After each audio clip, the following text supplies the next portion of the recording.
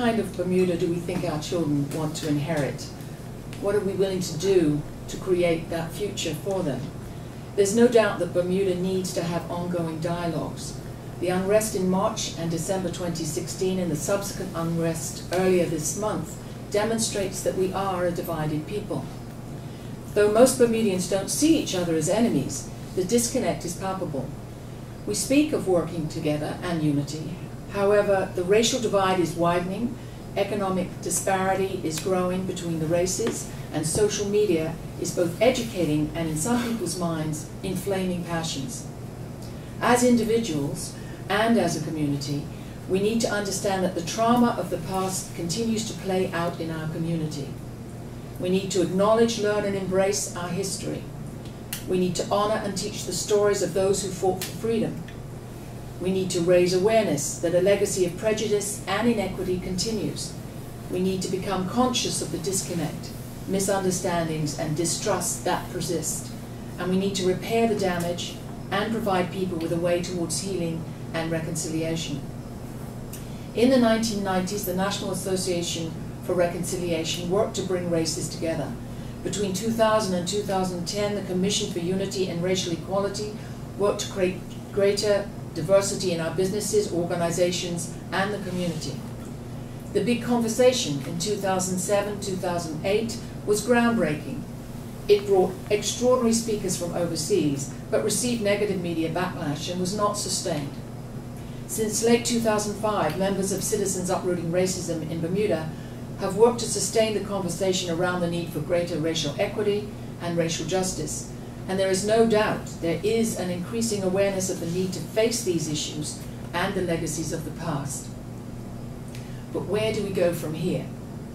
There are some who seek reconciliation through discussion, acknowledgement, education, and the implementation of systemic changes, including reparations. There are others who think we need to leave the past behind and move on, believing that simply talking about race sustains the discourse. And there have been calls, both past and present, for a national conversation about race. CURV believes it is time to begin a truth and reconciliation process, to change the way we talk about race, justice, and poverty, and confront our history of racial inequality and injustice. We cannot move forward as a country until we heal from the trauma of the past. It is important to continue educational workshops, seminars, lectures, and presentations around racial justice issues, but there needs to be another way to build community. To be clear, larger national events will be planned, but the best conversations occur with 15 to 20 people in the room, creating relationships, community, and authentic conversations around social justice, the need for healing and equity, not just platitudes, but real talk.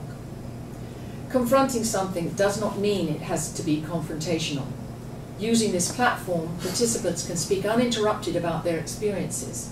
Telling one's stories is cathartic for those who have been traumatized, and listening to other people's stories leads to greater empathy and understanding. It allows our humanity to come through, and the empathy created displaces cynicism and distrust. It can lead to tears, but at other times to laughter. Most importantly, connectivity grows. Unity cannot exist without community. For this process to be successful, openness, authenticity, and trust is critical. Indeed, there can be no systemic change without including relationship and trust building. When we put ourselves in others' shoes, it's harder to think of them as other. Henry Wadsworth Longfellow said, "My enemy is someone whose stories I don't know." And last night, President Obama said, and he quoted directly from To Kill a Mockingbird and the character Atticus Finch, and he said, "You never understand a person until you understand their point of view." Small group conversations cannot stand alone. They must be taken from person to person, carried group to group, and become a national conversation. And ultimately, the discourse will create a foundation for policy changes. This translates into a groundswell of community groups, faith communities, organizations working towards greater equality, racial justice, and solutions to solve racial inequity. Beginning in February, CURB will begin a truth and reconciliation process by creating dialogue groups called Community Conversations. These will be held in the east, west, and central part of the island. The groups will be facilitated by trained mediators, facilitators, and skilled individuals, and will consist of up to 20 participants who will stay together for a series of conversations over a period of 3 months. CURB will provide guideline topics for each meeting and will provide resources that can be shared with groups in advance for review prior to the gathering. It is hoped these groups will build community and find ways to create change within their own sphere of influence and then share with the greater community. Most importantly, we will look for the groups to build upon and develop additional ideas to bring about social change and greater racial justice and equity in our society. At the end of the 3 months, the groups will meet as one to consolidate their ideas. Additional groups will be formed later in the year and the process will begin again. And it's envisioned that this process will continue for a couple of years at least. If members of the public, organizations, or faith communities are interested in being a change agent and becoming part of Bermuda's Truth and Reconciliation process, please reach out to us via email at admin@uprootingracism.org or call 505-0112. We urge the community to support Bermuda's Truth and Reconciliation process and create the change you want by becoming actively involved in creating a racially equitable and socially just Bermuda that our children will be proud to inherit. Thank you. The way I believe if we dumb it down is the fact that there is an oppressed group and benefactors of that oppressed group. Given that this is a truth and reconciliation process, how does one encourage those of the benefactors of the current system to get involved in this process at all?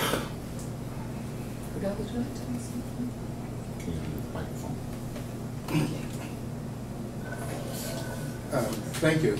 First of all, what we are embarking on, there is no precedent for. The Truth and Reconciliation process that South Africa had was based on the persons who were still living or their relatives who recently had someone killed. So it was very easy to get, I should say it wasn't very easy, but there was a very stake for those to get involved in the process. So what we are embarking on is totally different because we're dealing with something that is an historical injustice. And if we look at the academic sphere, the literature is very light on how you go about dealing with historical injustices.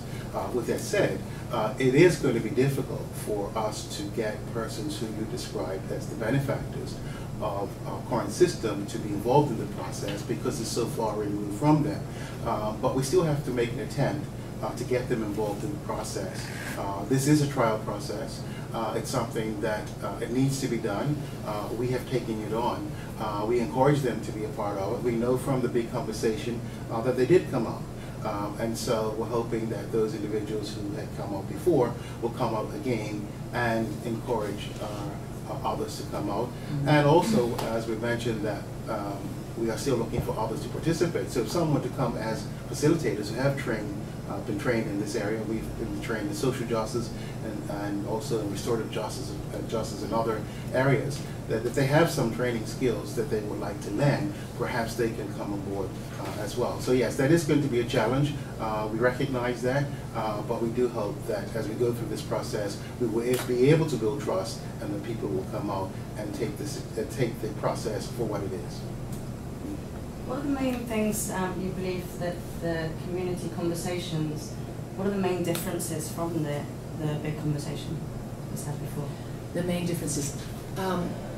Okay, we're creating groups that will stay together.